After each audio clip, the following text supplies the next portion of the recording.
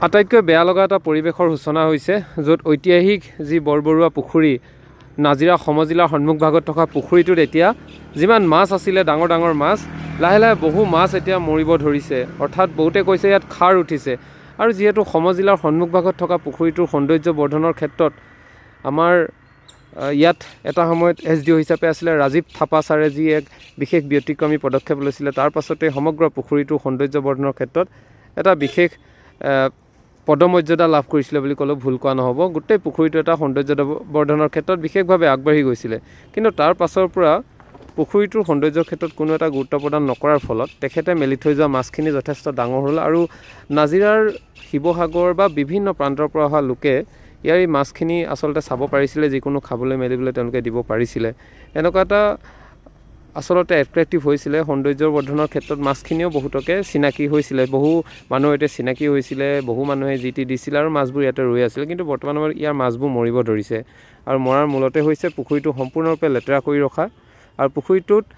আপোনালোকে চাইডে চাইডে চাব মদৰ বটল বিয়েৰৰ বটল প্লাষ্টিক সকলোবোৰ ইয়াত পৰি গোটেই পুখুৰীটোৰ সৌন্দৰ্য একেবাৰে নিশেষ কৰি পেলোৱাৰ দৰে হৈছে আৰু ফলশ্ৰুতিত পুখুৰীটো এতিয়া মাছ মৰিব ধৰিছে আজি আমি খবৰ পোৱা মতে পুৱাৰ ভাগতে বহু লোকে আহি ইয়াত মাছ ধৰি নিছে বহুতে ডাং লাঠি লৈ আহিছে মাছ মৰিয়াই মাৰিছে এনেধৰণৰ হৈছে সমজিলাৰ সন্মুখভাগত সমজিলা কাৰ্যালয়ৰ সন্মুখভাগত থকা এটা ঐতিহাসিক পুখুৰীটোৰ পাৰত আছে চিচিটিভি চাওক চিচিটিভি আছে চিচিটিভি এতিয়া কাম দিয়ে নে নিদিয়ে আমি সেইটোও নাজানো চিচিটিভি কিমান কাৰ্যক্ষম হৈ আছে এইটোও নাজানো কিন্তু ইয়াৰ আহি মানুহে মাছ ধৰি আনকি এই সমজিলাৰ অফিচত কাৰ্যালয়ত চাকৰি কৰা কোনোবা মানুহেও ইয়াৰ মাছ খাইছে বুলি আমি শুনিবলৈ পাইছোঁ আমি আচলতে আমাৰ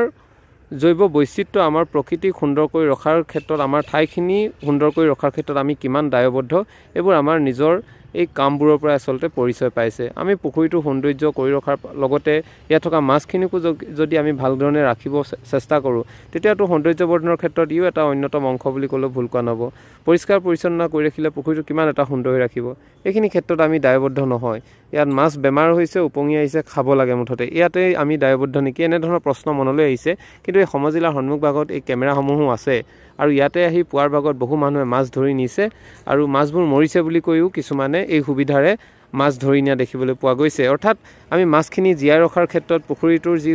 এই সৌন্দৰ্যতা জীয়াই ৰখাৰ ক্ষেত্ৰত আমি কোনো এটা ইনিচিয়েটিভ এতিয়ালৈকে ল'ব পৰা নাই আৰু বিশেষকৈ পুখুৰীৰ পাৰত মদৰ বটল বিয়েৰৰ বটল এইবোৰ পৰি আছে জাবৰ জোথৰ পৰি আছে যিবোৰ এই চিচিটিভি ফুটেজ এতিয়া নাম মাত্ৰ লগালে নে কাম হৈছে এইটো আমি নাজানো কিন্তু এইবোৰ কেনেকৈ খাব পাৰিছে কি কৰিছে এইবোৰ ক্ষেত্ৰতো কোনো ধৰণৰ এটা ষ্ট্ৰিক্ট ৰুল ফ'ল' কৰা দেখিবলৈ পোৱা নাই আৰু পুখুৰীটোত যিখিনি মাছ আছিলে এই দলংখনত উঠাৰ লগে লগে